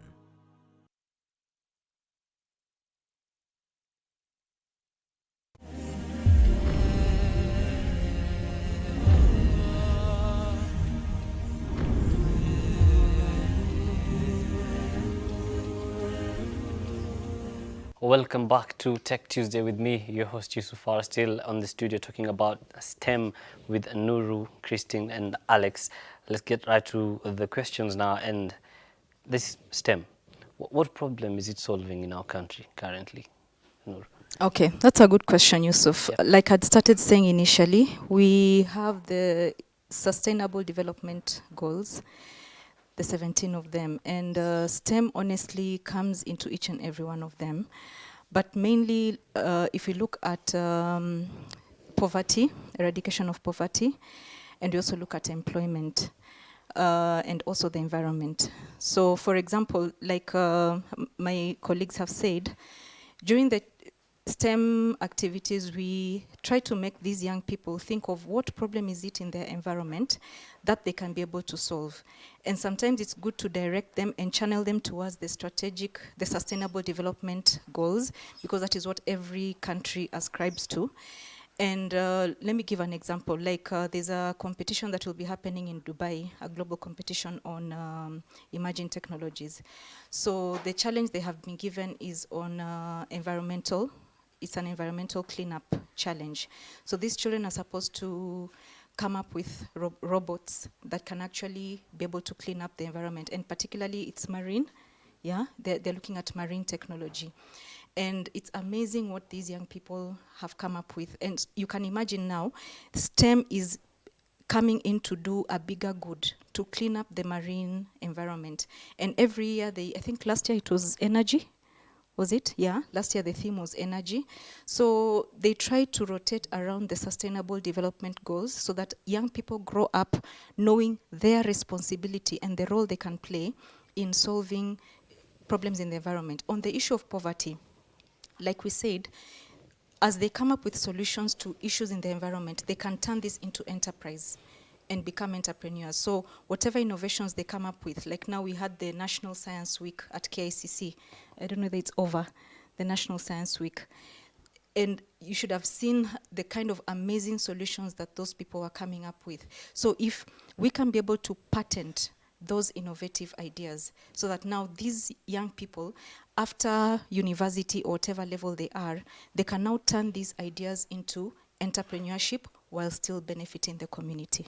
Okay, and perhaps Christine, walk me through the process of walking in to any of the organizations until I finally become like a member of the STEM. Okay, it's normally very easy. It's an easy process. So once, for example, if you come to STEM Tricks in Lavington, what we do is we first of all have you registered, because then definitely it's the parent bringing you in. So once we have you registered, depending with your age, because that's the most important thing, we then ascribe to you the kind of programs that we'll be taking you through, and for a certain duration of time. So the minimum number of hours we can have with you is 10, so that's 10 sessions. So normally 1 hour per session, because then with kids you also do not want to overwork their minds. They have to do 1 hour, then go and play. So after the 10 sessions, we then pair you up with a group, a team. So depending with your starting point, we can either have you started in a team or pair you up with a team after the 10 sessions. And then after that, introduce the program in your school so it's easier for you to also engage with the same kind of process well at home and in school at the same time. Oh, so the kids are not just the main beneficiaries of it? No, it's not just the kids during the holiday, because we run the same programs in schools as well. So at the end of the day, it's targeting everyone. Every child has the right, you know, to become someone, to create an impact. So you do not want to discriminate and say, okay, so since you have, you know, this much, then you're free to come.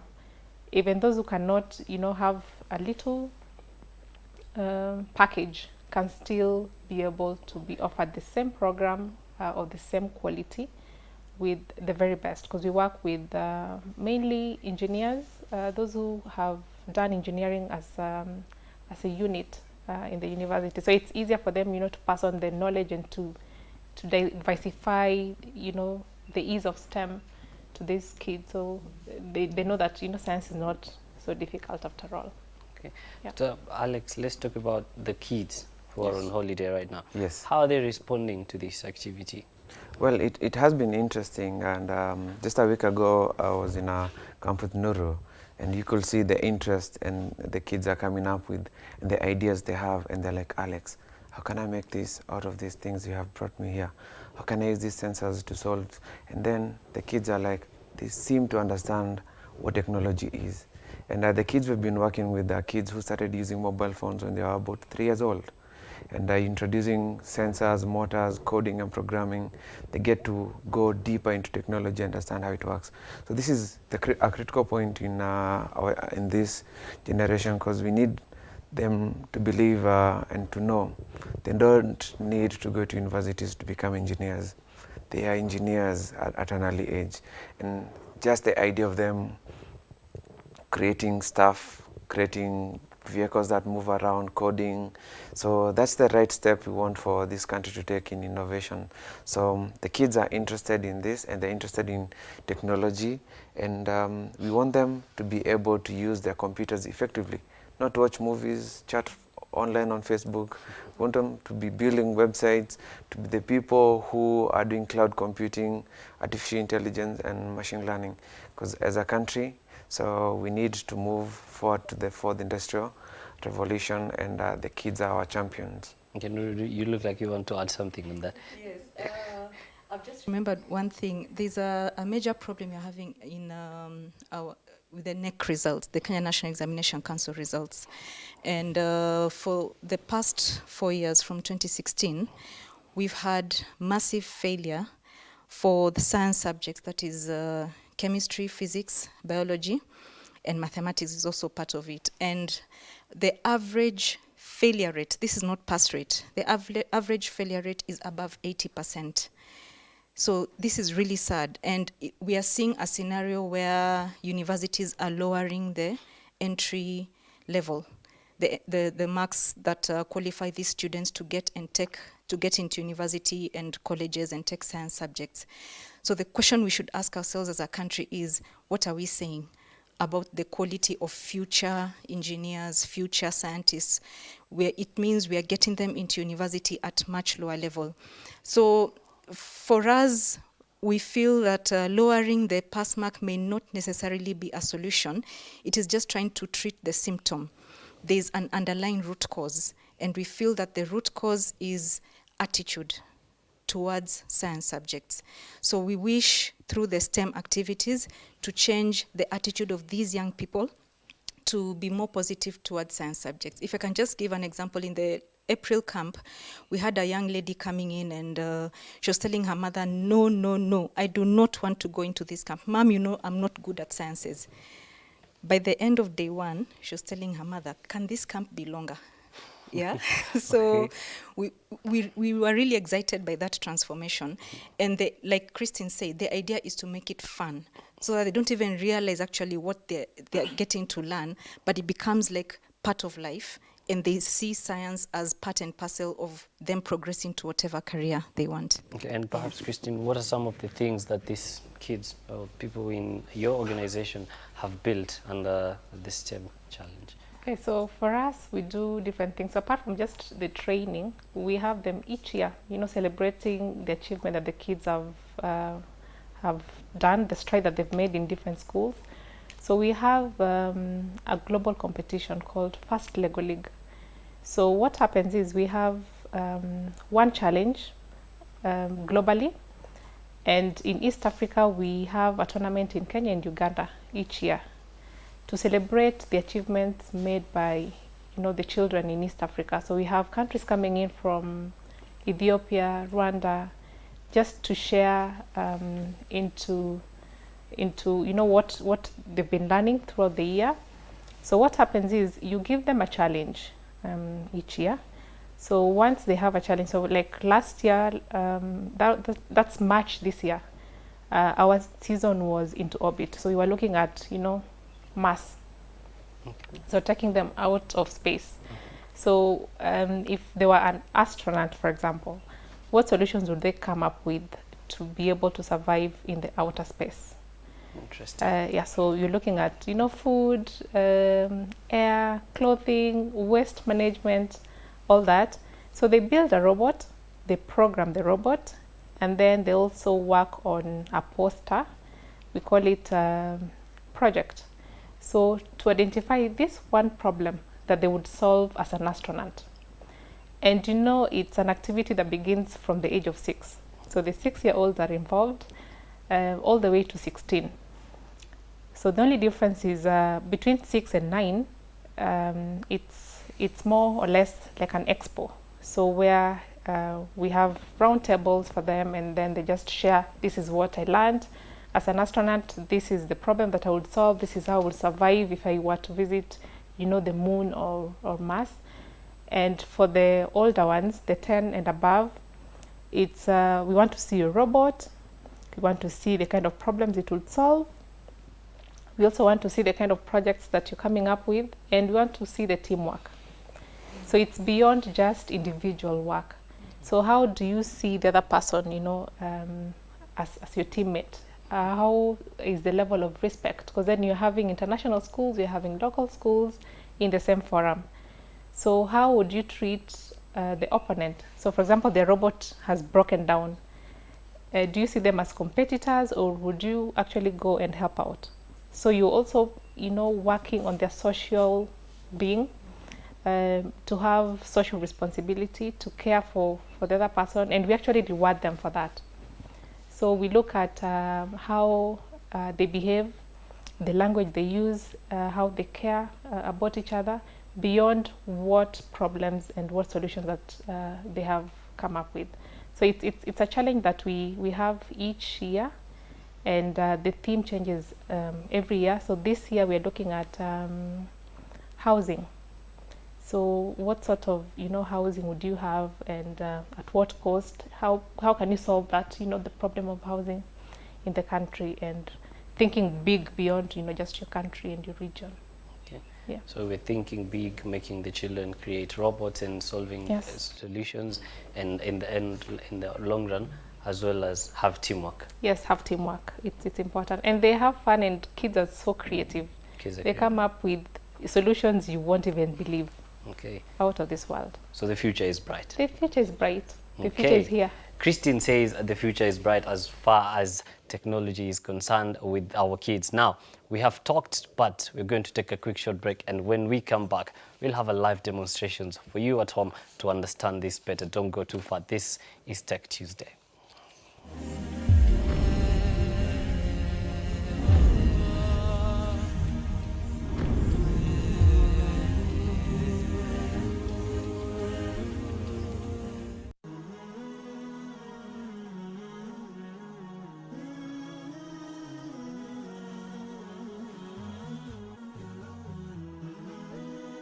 Horizon TV, the beacon for the nation.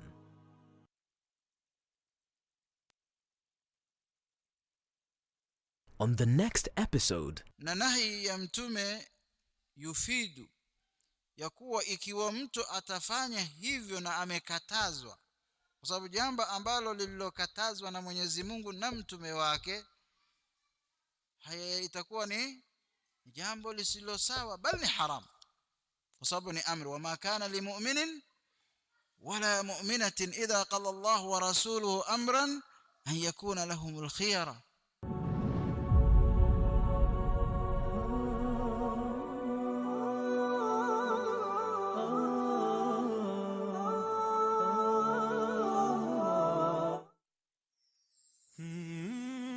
Walk with us as we tell you the stories of our society. Wengine atavaa mtandio kichwani utafikiri ni kijihandkerchief. Enzi za wakati wa kusema ati alisema akasisitiza akihutubia wanahabari, enzi hizo hazipo tena. Kuchimbua na kunakili matukio kwa undani. We want to create current awareness, ranging from adventure, human interest and inspirational stories, ili kuweza kukuelimisha, kukuburudisha na kukubumbuisha.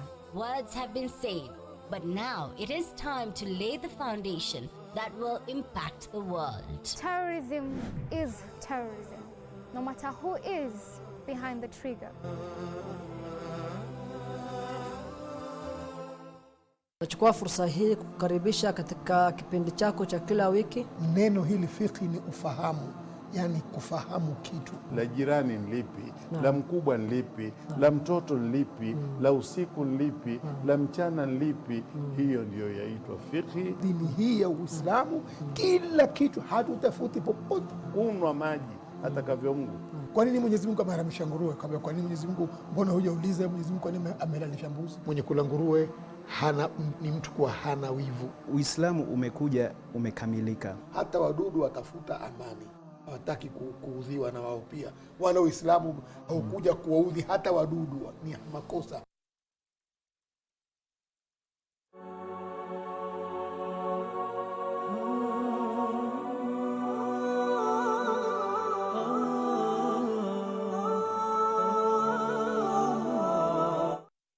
On the next episode, kuna wale ambao kwamba katika maeneo fulani, mimi nishaenda ziara mwenyewe, wao ndio wanajilinganisha na ukoo wa Mtume sallallahu alaihi wasallam. In fact ndio wanafaa wawe zaidi, wawe na tekeleza sunna zaidi kwa Mtume sallallahu alaihi wasallam zaidi yetu sisi. Wao wenyewe ukienda katika makaburi zao, minara imewekwa fence, wamewekea mpaka kivuli kabisa, asipigwe na jua akiwa ndani ya kaburi yake. Wallahi ndugu yangu, unapokufa hamna lolote ili kusaidie Sheikh. Hata kaburi inuliwe juu kaa KICC, kama ulikuwa mbovu utaadhibiwa Sheikh.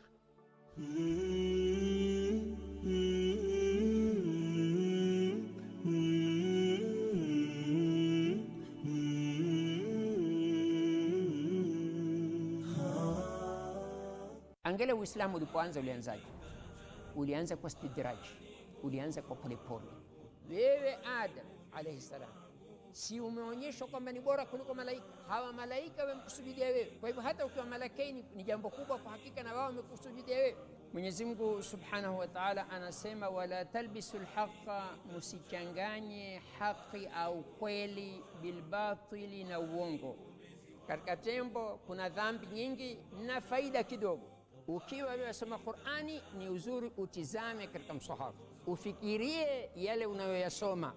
Qur'ani kitabu changu, Qur'ani mwongozo wangu, Qur'ani mwombezi wangu, Qur'ani pumbao langu. Qur'ani kitabu changu, Qur'ani mwongozo wangu, Qur'ani mwombezi wangu. Wake up to exciting mornings every day. Active Jumatatu with Muhammad Obuga. Take Tuesday with Yusuf Farah. 800 million jobs will be lost to artificial intelligence. Wednesday, the special edition Business Chat with S.T.E.M Jamal.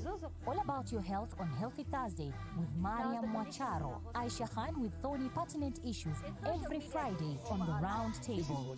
Fresh discussions, direct probe in Sabah Show, only on Horizon TV. Assalamu alaikum. This is Muhammad from Muslim Mastery, and today I'm going to be sharing with you 7 tips to discipline your inner self. Tip 1. Seek refuge from shaitan. As soon as you get a negative thought about someone, realize that Shaitan is playing with your mind. Don't let him win, and instead ask Allah to protect you from him. Tip 2. Focus on the facts. When something happens that you don't understand or like, identify the facts that a fly on the wall would have seen. By taking a cold, hard look at the facts, you'll see that the situation is a lot less dramatic than you originally thought. Tip 3. Analyze your interpretation. How are you interpreting the facts? This is usually what is triggering your negative emotions. Accept that you've added this interpretation yourself and that you can choose to have an empowering interpretation instead. Tip 4. Don't make people into villains. As difficult as it may feel, let go of the idea that someone else in your situation is the enemy who is out to get you. Stop making others wrong and yourself right. Tip 5. Avoid playing the victim. By choosing to put yourself into the role of the innocent victim, you're avoiding taking responsibility for your situation. Instead, be proactive and look at what you can do to make the situation better. Tip 6. Make excuses for others. The Sunnah encourages us to think good of others and make excuses for them whenever possible. In fact, Umar radiallahu anhu said, "Do not think badly of a word uttered by your brother when you can find a good interpretation for it." Tip 7. Take responsibility for yourself. Allah has given you free will, so no matter how difficult any situation may feel, it's entirely up to you how you choose to react. Remember that the test of life is not what happens to you, but whether you deal with it in a way that is pleasing to Allah. May Allah give me and you the tawfiq to implement these tips. Jazakallah khair for watching. On the next episode, wamkalishe fayakulani, ndio waseme man rabbuka, haye mola wako mlezi ni nani? Fayaqul, kwa sababu ni an-nafsu tayyiba, ni an-nafsu al-mutma'inna, rabbi Allah, mola wangu mlezi ni Allah. Fayakulani la, waseme kumwambia ma dinuka, dini yako? Fayaqulu dini al-islam, dini yangu ni Uislamu. Fayakulani, waseme ma hadha ar-rajulu alladhi bu'itha fikum, ni mwanamume gani huwa alotumwa kwenu? Huyu mtu alotumwa kwenu ni nani? Fayaqulu, aseme huwa rasulullah sallallahu alaihi wasallam.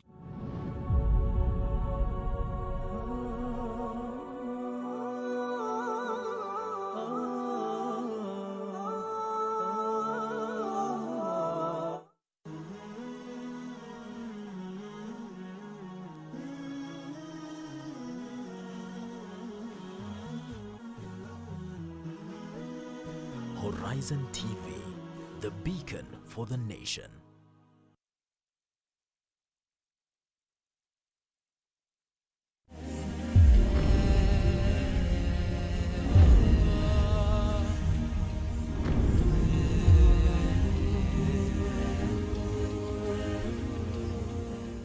Welcome back to the third and final and, well, very interesting last segment of Tech Tuesday with me, your host, Yusuf Farah. Now, if you're wondering why I'm standing, that's because this gentleman right here, Alex, has a gadget that has been created by one of the kids under S.T.E.M Kenya. So, Alex, what is it called and what does it do?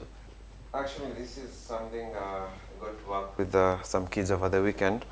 And the whole idea was they wanted to make a rover. And it's based on the Lego Mindstorms parts and kits using sensors and motors. And the idea was, how can I build something that moves in all terrains? So not just the wheels. And they were thinking, so if I'm coming up with something that I need to involve people in the rural areas with low access to roads, how do I do it? So, and they thought of coming up with a conveyor belt using the parts that are available for them. And this is one of the gadgets they made. And interesting enough is that the kids really want the farmers to succeed, and they want something that the farmers can use in all, whether it's rainy, it's dusty, or they have no good roads or anything. So they came up with this. So using motors and sensors, then they did have to make it autonomous. It was one of the challenge that once they build something, they have to make it autonomous. It has to run by itself. So the kids used their computer and they did a little bit of coding and programming. And what I'm going to show you is some of the ideas they had for me to show you guys. So perhaps before you tell us, you show us how it's done, it's called the EV3 Mindstorm. Nuru told me before we went for the break. Absolutely. Why the name?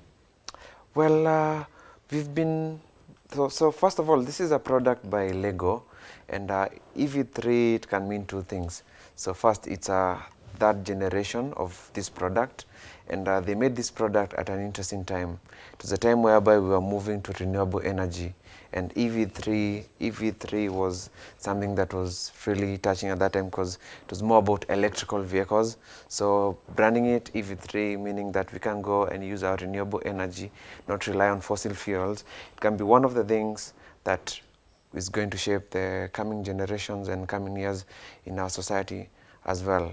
So Lego came up with this product, and we've been using this in schools and out of schools for children to learn code, to learn engineering, mathematics, just as we explained in STEM.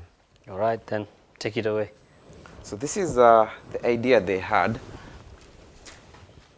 So if I execute that,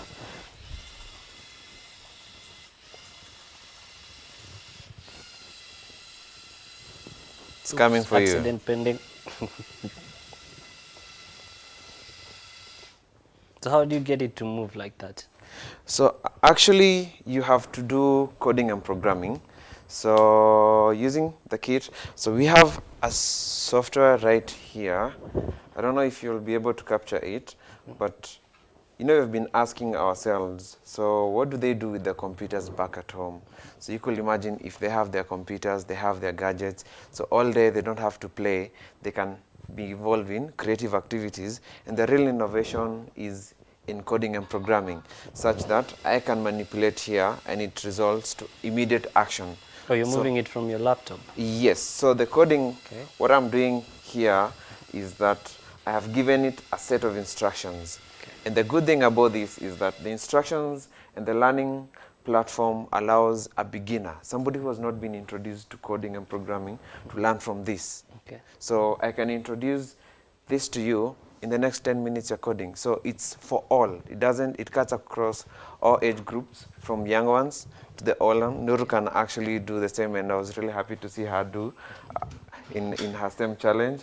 And we have done so many activities. So far, so good. Playpoint, and we have been partnering with organizations. Okay. So and we've introduced this to at least 2 schools per county in Kenya.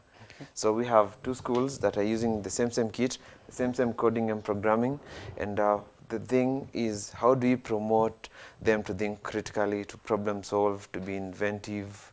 So this is one of the platforms that we have been showing and giving to the children, that in high school, and also it comes up as a strong mentorship into careers, because once you start doing coding and programming, so the kids really see what it takes to be a computer scientist. So, and they understand the nature, the challenges they're going to face, and how they need to develop their own platforms. Then the second one is on engineering, the building of this, the structural of this, the working of this.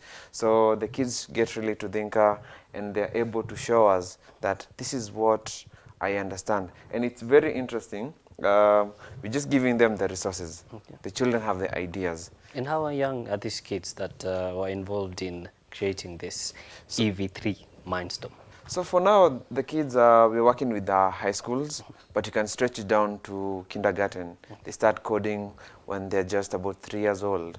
Because, you know, we're saying that our children are being introduced to computers and mobile phones at quite an early age. Okay. So other than take pictures, be on Facebook, be on Snapchat. So what else can they do? So this coding and programming is one incentive that can be used by the children from as early as 3 years to come up with solutions that are geared to shape this country to the right direction. Okay, so perhaps we can do one more demo for my producer Isa to look at it again. I mean, he seems very interested. Sure, anytime, yes. Isa. Wow. So this time we are moving forward. Okay. So, and the code is, we have motors. So how do you, oh, this time it's going, so how do you make the motors move? How do you understand? So the learning objectives is how can we promote code in the class? How can we integrate technology in learning? Because these children, we are saying, when they're introduced to computers and mobile phones, so they use them so much at home. But what about when they go back to school? We subject them to textbooks. And if you go further, we're going to give them slideshows, PowerPoint presentations, and using the projectors. So this is one of the ways we can use the sensors in the class for physics, biology, and chemistry as well. So mathematics, when I was doing that coding and the children were doing coding, you could see them write down figures and calculate, because they needed that robot to turn to a specific value, to what they wanted. So this is what we've been doing, and much more of what is going to shape our next society. It's technology. So are we going to become consumers or developers? So that's the question. And it's interesting with STEM. The EV3. So EV3 milestones. I know you're going to have to teach me this one. Let's have a sit as we put it right here for better zooming, and the people at home can see it. Now, let's talk about the safety measures that are put in place so that to ensure, you know, these are kids and they can play around and maybe get hurt. So what safety measures are put in place to make sure that in the creation of something as awesome as this, someone is safe? Nur. Usually with these ones, unless you have very small parts, like maybe the young ones can ingest and maybe it gets into their airways, we really try and gauge age-appropriate materials. So for the very young ones, they would use, I'm assuming, bigger ones, so that they cannot put them in their nose or put them in their mouth. Then for the older ones, they would deal with these ones that have very tiny parts. Maybe Christine can add. Yeah. Okay, so the product that you have right here is the EV3 Mindstorms, just like you've stated, right? So the product is actually meant for kids who are 10 and above. So that said, like we said, you know, every product is age appropriate. So we are looking at the younger age, the 3, the 6-year-olds, you know, their motor skills are still developing, and they're also, you know, very cheeky at that level. So they play around, they throw things around, they, you know, put things in their mouth. So they have products that are bit, you know, big, we call them Duplo. So they're big enough for their hands, and it's also easier for now, you know, the person who is with them to monitor that they're using the pieces in the right way, because it's pieces that they can't, you know, put in their mouth and swallow. But for this one, as you can see, the pieces are really tiny. So it's it has to be for those who are 10 and above, those who know that, hey, you can't put this in your mouth. Okay. Yeah. All right, now let's get a take home from each and everyone, with like the lessons we can take from this and possibly the message going forward. I'll start with you, Alex. Yeah, the message going forward is that we really need to believe in our children, and for us to go forward as a country, and we need to invest. So the government is investing so much in technology to introduce into high schools and primary schools as well. So we need to realize that we are going into a tech society. So much more what we do will be automated, like Nuru said. So about 66% of the current jobs will be phased out. Are we ready for that? So it means in the next 10 years, I may not have a job. A robot might just come and replace you and give the briefing here. So, but we need our children to be the people who develop that. And the bad thing about technology is it has an age limit. So there's a certain technology, it locks you out when you reach a certain age. So introducing it to young people, it's one of the things that we should really emphasize. And they have been creators. So I remember when I was a small boy, we used to make cars out of mud, out of wires. We were tinkering at that point. And when we went to school, that died. So we went for grades. So, and now with the CBC, we're coming back to knowing how to do it. If you're talking about cars, we need to see it practical. So, and that's how we're going to create more engineers, more computer scientists, and bring many people to STEM and realize that we don't need to import our products from outside the country. Okay. We can make them here. Christine?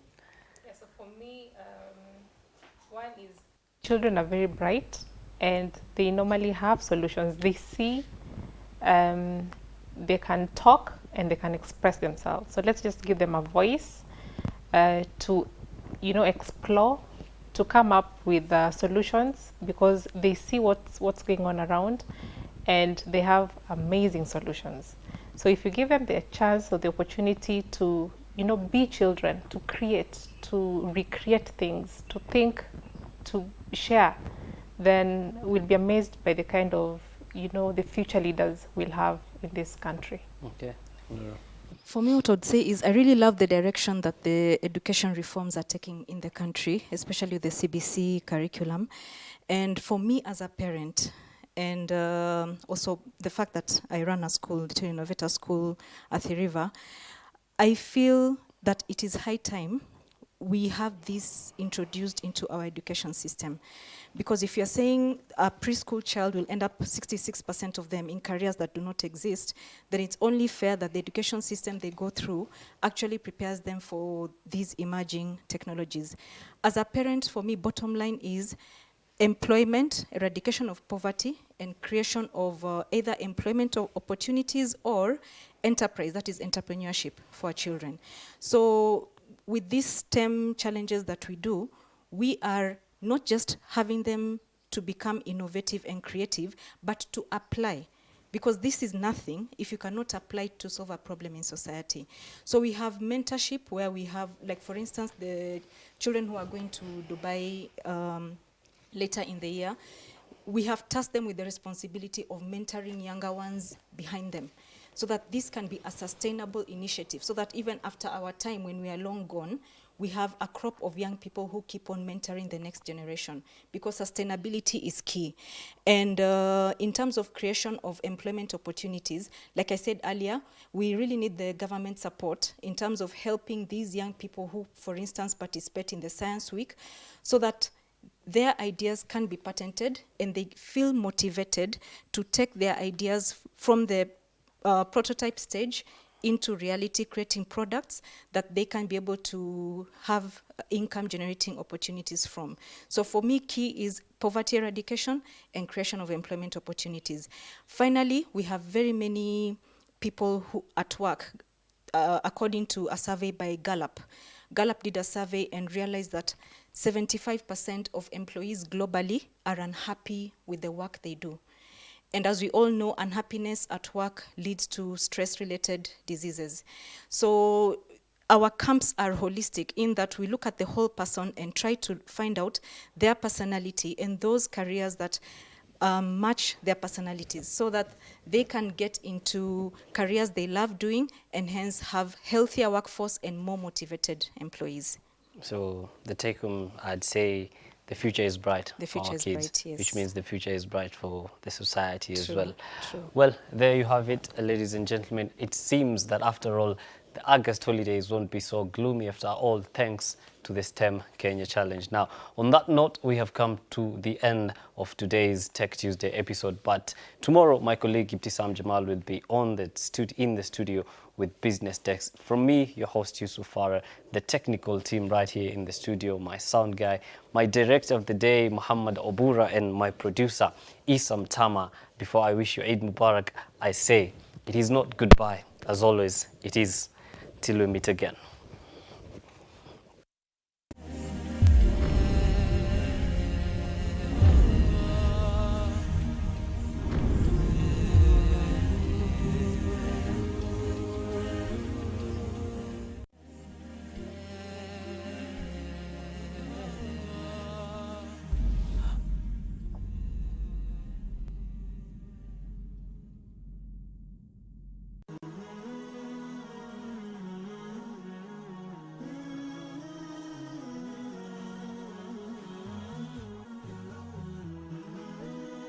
Horizon TV, the beacon for the nation.